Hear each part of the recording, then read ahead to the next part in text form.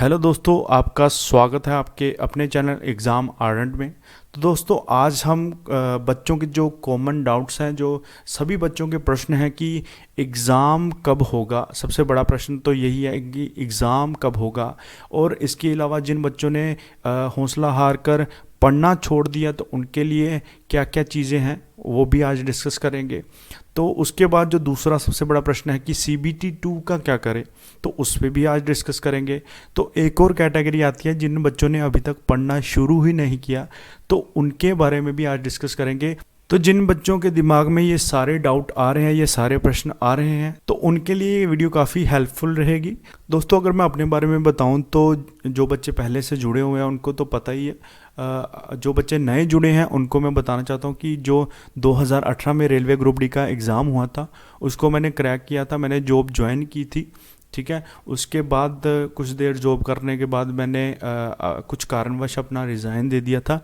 तो इसके अलावा भी मैंने काफ़ी एग्ज़ाम जो है क्रैक किए हुए हैं, जैसे SSC CPO, अपनी स्टेट पटवारी का एग्ज़ाम, और जो 2018 में ही जो रेलवे ग्रुप C का ALPO टेक्नीशियन का एग्ज़ाम हुआ था उसका भी फर्स्ट फेज़ मैंने क्लियर किया हुआ है। तो इसके अलावा भी मुझे काफ़ी एग्ज़ाम्स का जो एक्सपीरियंस है, तो इस हिसाब से मैं आपका जो इस टाइम पे सिचुएशन है आपकी, वो मैं समझ सकता हूँ कि आप कैसा फील कर रहे हैं इस टाइम पे कि एग्ज़ाम का जो नोटिफिकेशन है 2 साल से पहले आया हुआ है और एग्ज़ाम का अभी तक पता नहीं कि कब होगा। तो मैं आपको बताऊँगा कि अगर आपके दिमाग में कुछ भी नेगेटिविटी आ रही है एग्ज़ाम को लेकर तो उसको कैसे हटाया जाए।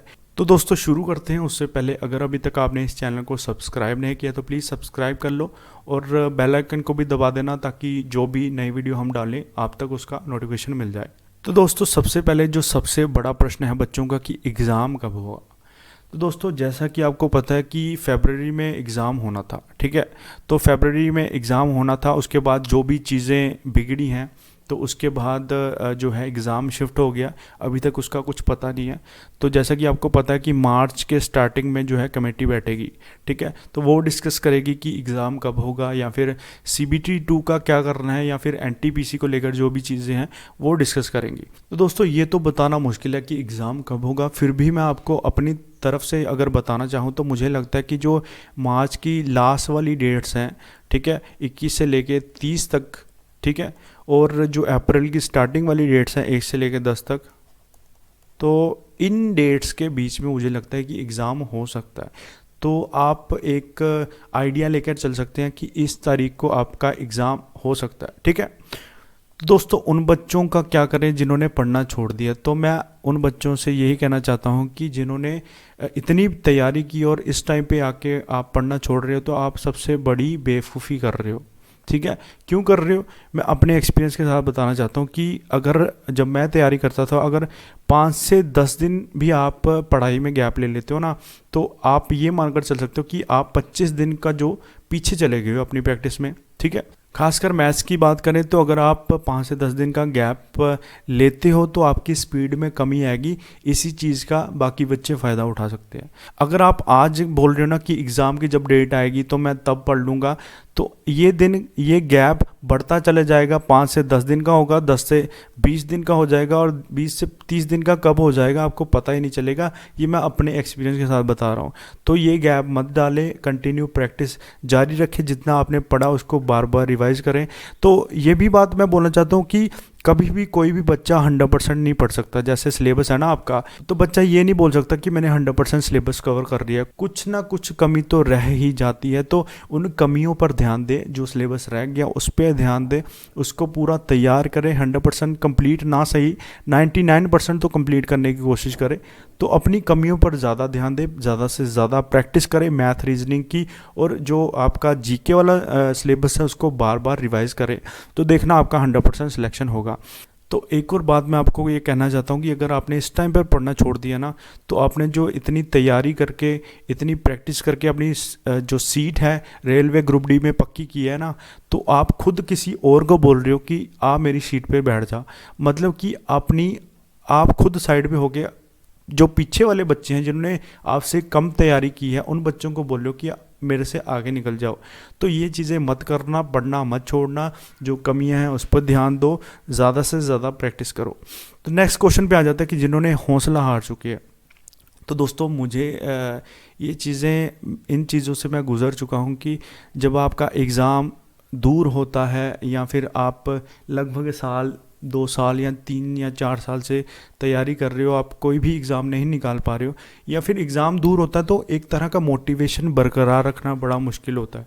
ठीक है, तो उस मोटिवेशन के साथ रोज़ पढ़ना, अगर उन बच्चों के लिए मैं खास कर बोलना चाहता हूँ कि जो कुछ भी नहीं कर रहे इस टाइम पे, तो उन बच्चों के लिए एक मोटिवेशन बरकरार रखना, रोज़ का सुबह उठकर बैठकर पढ़ना काफ़ी मुश्किल हो जाता है। वीक पॉइंट आते हैं, कई बार हम इतना ही टूट जाते हैं कि हम अपना हौसला हार देते हैं कि मुझसे तो नहीं होगा। तो मैं उन बच्चों को एक ही बात बोलूँगा कि अपना एक मोटिवेशन सेट करें। तो मैं उन बच्चों को यही बोलना चाहता हूँ कि आप एक मोटिवेशन सेट करो कि आप जॉब किसके लिए लेना चाहते हो, अपने माँ बाप के लिए।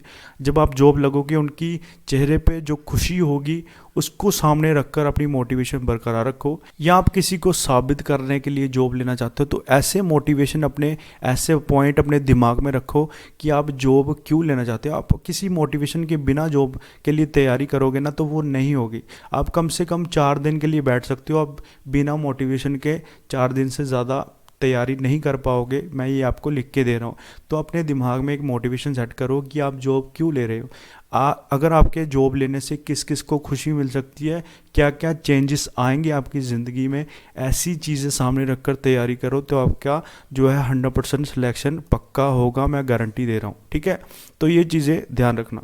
तो नेक्स्ट है CBT 2 का क्या करें। ये सभी बच्चों का प्रश्न मुझे लगता है कि हो सकता है कि CBT 2 का क्या करें।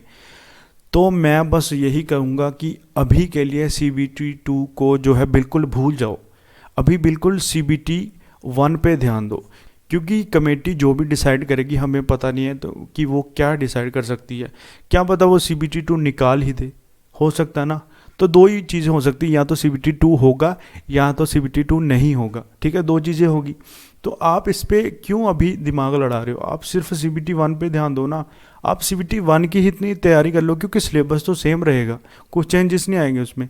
तो CBT 1 की ही इतनी तैयारी कर लो कि अगर CBT 2 नहीं भी होता तो आपकी सिलेक्शन पक्की हो जाए। इतनी तैयारी कर लो, इतनी प्रैक्टिस कर लो। अगर मान लो कि CBT 2 होता भी है, आपको जो है 2 से 3 महीने मिलेंगे। ठीक है, इसमें इतनी तैयारी कर लोगे कि आपका CBT 2 तैयार करने का, उसको उस टाइम पे रिवाइज ही करना पड़े, मतलब ऐसा बोल सकते हैं। तो मैं बस यही कहूँगा कि CBT 1 पे ही ध्यान दो, CBT 2 को अभी के लिए भूल जाओ। जितना आपका सिलेबस रहता है उसको कवर करो, अपने जो कमियां हैं उसको सुधारो। ठीक है, आप अलग से प्रैक्टिस करते रहो। अपने हमारे चैनल पे भी आपको कंटेंट मिलता रहेगा।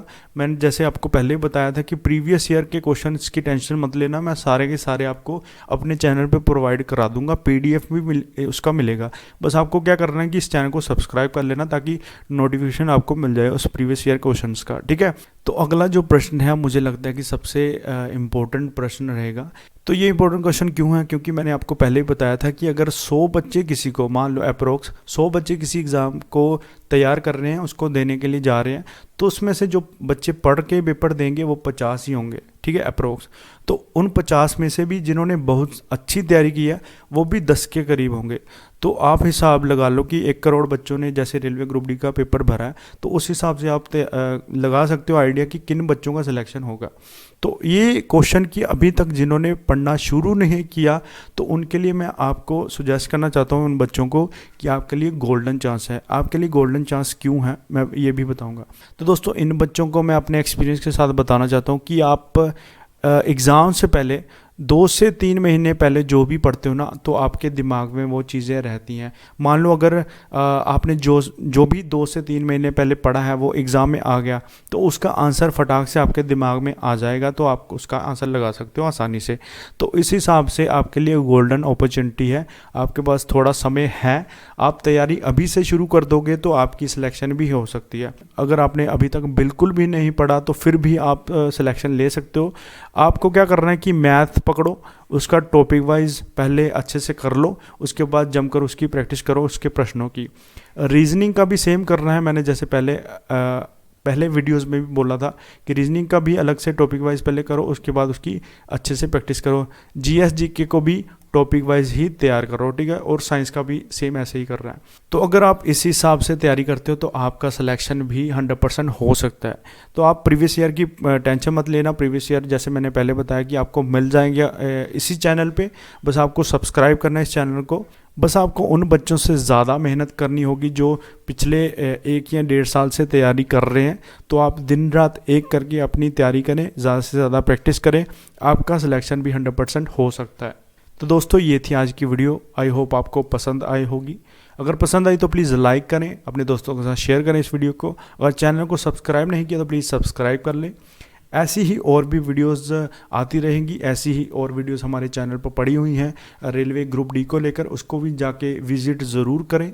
इसके अलावा अगर आपका कोई भी डाउट है, कोई भी प्रश्न है रेलवे ग्रुप डी एग्ज़ाम को लेकर, आप हमें कमेंट कर सकते हैं। हर एक कमेंट का जवाब ज़रूर देता हूँ मैं। तो दोस्तों लास्ट में यही कहूँगा कि हौसला बनाए रखें, हौसला मत तोड़ना, ज़्यादा से ज़्यादा प्रैक्टिस करो, अपनी कमियां जो हैं उनको दूर करो, सिलेबस कंप्लीट करने की कोशिश करो। तो दोस्तों मिलते हैं नेक्स्ट वीडियो में, तब तक के लिए थैंक यू, जय हिंद।